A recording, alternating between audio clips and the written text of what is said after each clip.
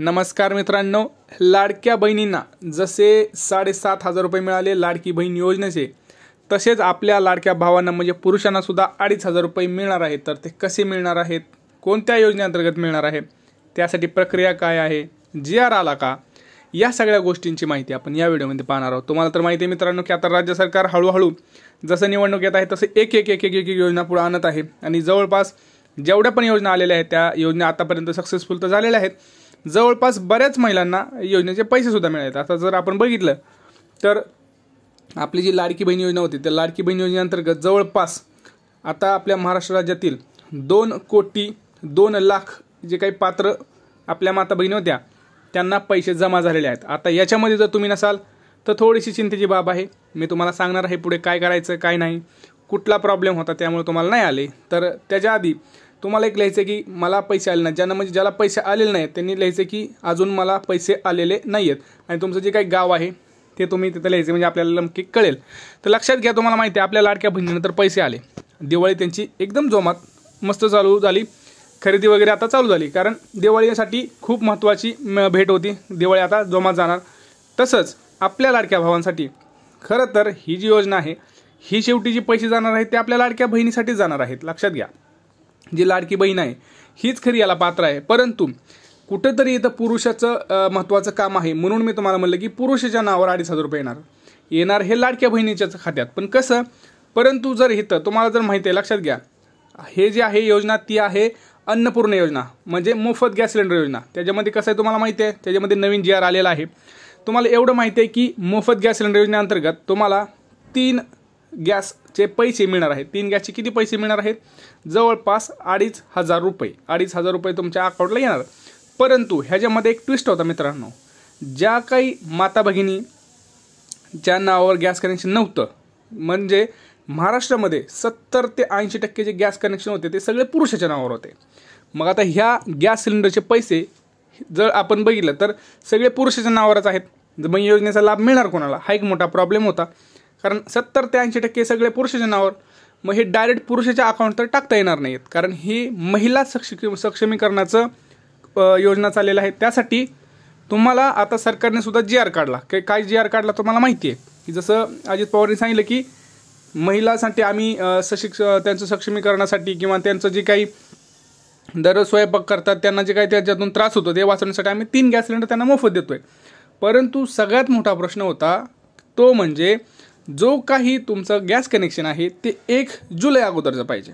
आता तुम्ही म्हणाल की मग महिलेच्या नावावर आम्ही गॅस कनेक्शन आत्ता घेऊ ना, या महिन्यात घेऊ, नाही, गॅस कनेक्शन जे आहे ते 1 जुलै अगोदरचं पाहिजे आणि 1 जुलै अगोदरच्या आधी सगळे गॅस कनेक्शन हे पुरुषाच्या नावावर आहेत बरेच, म्हणून मी तुम्हाला म्हटलं की हे जी योजना आहे पुरुषांसाठी आहे। परंतु शेवटी ह्याच्यामध्ये ट्विस्ट काय आहे तर हे जाणार आहेत शेवटी लाडक्या बहिणीच्याच खात्यात।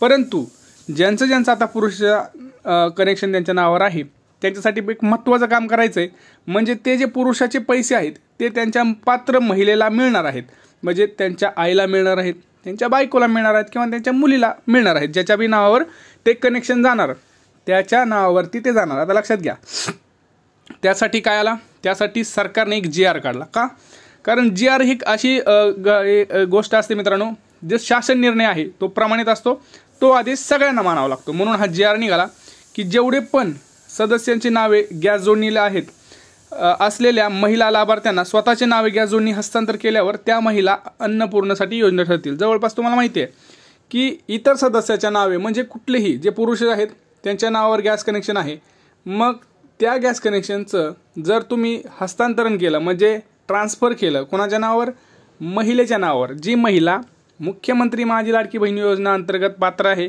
किंवा जी महिला PM उज्ज्वला गॅस योजना अंतर्गत पात्र आहे, अशा महिलांना मिळणार 2,500 रुपये। परंतु हे कधी पॉसिबल आहे, जर ते कनेक्शन पुरुषाच्या नावावर होतं पहिलं, कधी 1 जुलै अगोदर।